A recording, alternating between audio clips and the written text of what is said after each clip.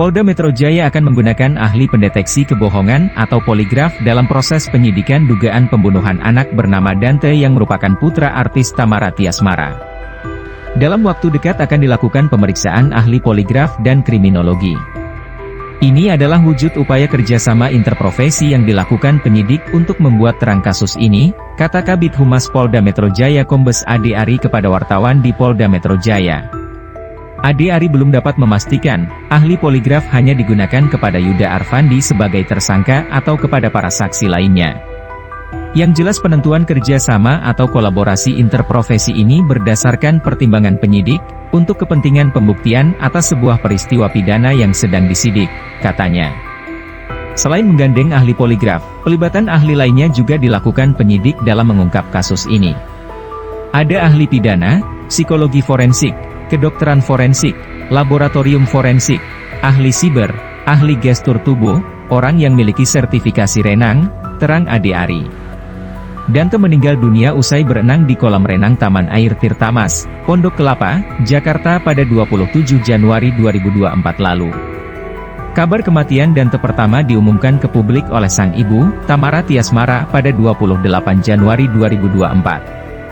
Belakangan terungkap kematian Dante yang awalnya disebut tenggelam terkuat. Anak berusia 6 tahun tersebut diduga menjadi korban dugaan pembunuhan oleh Yuda, yang merupakan kekasih ibunya, Tamara. Hal itu terungkap setelah kepolisian melakukan olah TKP, menemukan rekaman CCTV yang menunjukkan Yuda diduga sengaja menenggelamkan Dante. Berdasarkan proses rekonstruksi yang digelar kepolisian, terdapat 12 adegan Yuda menenggelamkan Dante.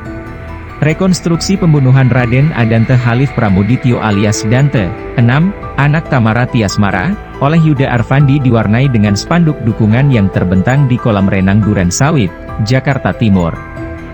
Spanduk tersebut sudah terlihat sejak sebelum rekonstruksi dimulai. Diduga spanduk dibawa oleh keluarga Yuda. Sementara kuasa hukum Yuda, Daliun, mengaku tidak mengetahui asal-usul spanduk tersebut. Kita tidak tahu kalau itu. Kita dari segi hukum, kata Daliun kepada wartawan. Sementara itu, Tamara Tiasmara terlihat ditemani beberapa temannya saat menghadiri rekonstruksi. Ia memakai kacamata hitam dan memperhatikan dengan saksama reka ulang yang dilakukan oleh Yuda.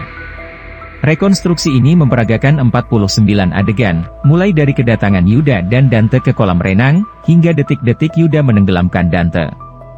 Sementara Angger Dimas, ayah Dante yang juga hadir di rekonstruksi terlihat lemas dan tak bisa berkata banyak saat dimintai keterangan wartawan.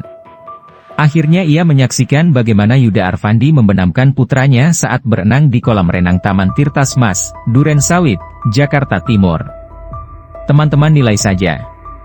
Kalau dari saya sih, yaitu kejam, ujar Angger Dimas di lokasi, Rabu ketika ditanya wartawan. Tamara Tiasmara nyaris punya kesempatan meluapkan emosi ke Yuda Arfandi usai giat rekonstruksi kematian Dante di kolam renang Taman Air Tirtamas, Pondok Kelapa, Jakarta selesai.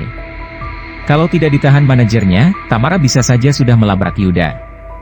Aku tuh sebenarnya sempat mau ngejar, tapi ditarik sama Mbak Dian, ujar Tamara Tiasmara saat dikonfirmasi lewat sambungan telepon, Rabu, 28 Februari 2024. Amarah Tamara Tiasmara sudah tersulut sejak pertama kali melihat Yuda Arfandi lagi dalam giat rekonstruksi di Polda Metro Jaya. Ia tak menyangka kalau di hari itu bakal diminta mereka ulang adegan mengantar Dante ke rumah Yuda. Aku kira, aku langsung ke TKP.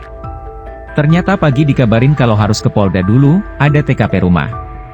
Ya udah, akhirnya ke situ dan jadi flashback, keinget yang kemarin. Apalagi pas lihat ada si tersangka, aku udah kayak gimana gitu, kisah Tamara Tiasmara. Tamara Tiasmara kian sulit menahan emosi setelah melihat langsung cara Yuda Arfandi menenggelamkan Dante di kolam renang. Apalagi yang 54 detik itu. Aku langsung, pasti waktu itu Dante udah minta tolong, nunggu-nunggu aku dateng. Pasti udah ngap-ngapan, jelas Tamara Tiasmara. Sayang, niat Tamara Tiasmara melabrak Yuda Arfandi tak terwujud. Sampai giat rekonstruksi selesai, Tamara tetap diminta menahan emosi dan tidak diizinkan menemui Yuda. Aku diminta tahan emosi. Polisi semua minta aku tahan emosi, kata Tamara Tiasmara. Aku selama di situ mohon-mohon loh, mau minta ngobrol bentar sama Fandi, tapi disuruh tahan terus sama penyidik, sambung sang artis. Satu-satunya kesempatan yang Tamara Tiasmara dapat cuma terjadi saat berpapasan dengan Yuda Arfandi yang sedang dikiring ke ruang ganti. Di momen itu, Tamara meminta Yuda untuk mengkondisikan keluarganya yang kelewat gaduh selama proses rekonstruksi. Keluarga Yuda Arfandi memang ikut hadir dalam giat rekonstruksi untuk memberikan dukungan moral.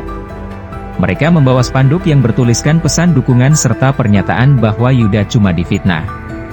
Kegiatan rekonstruksi kematian Dante turut disaksikan ayahnya, DJ Angger Dimas. Meski cuma menyaksikan dari jauh, Angger tetap kehabisan kata-kata untuk menggambarkan betapa kejam tindakan Yuda Arfandi ke putranya. Sebagaimana diketahui, Dante meninggal dunia usai berenang bersama Yuda Arfandi di kolam Taman Air Tirtamas pada 27 Januari 2024. Sempat diduga kecelakaan, rekaman CCTV menunjukkan adanya upaya Yuda untuk sengaja mencelakai Dante dengan cara menenggelamkan. Yuda Arfandi kemudian ditetapkan sebagai tersangka oleh penyidik Subdit Jatanras Polda Metro Jaya setelah ditangkap pada 9 Februari 2024. Yuda yang awalnya dikenakan dugaan kelalaian, kini terancam pidana mati atas kekerasan terhadap anak hingga pembunuhan berencana. Mantan pacar Tamara Tiasmara, Yuda Arfandi dijadikan tersangka kasus kematian Dante karena gerak-gerik mencurigakan selama di kolam renang. Selain membenamkan tubuh Dante ke air, Yuda juga kedapatan celingukan selama menjalankan aksinya. Kepada pengacaranya, Yuda Arfandi sempat memberikan penjelasan soal maksud di balik gestur celingukan itu. Ia mengaku cuma menengok ke arah lain gara-gara sempat mendengar suara kencang yang mengalihkan perhatian. Menurut pengakuan tersangka di dalam penyidikan, saat dia menengok ke kiri kanan itu, dia mendengar teriakan dari pelatih lain. Ada kegiatan pelatihan renang juga di sekitar situ, terang pengacara Yuda Arfandi, Efriandi di kawasan Pondok Kelapa, Jakarta, Rabu, 28 Februari 2024.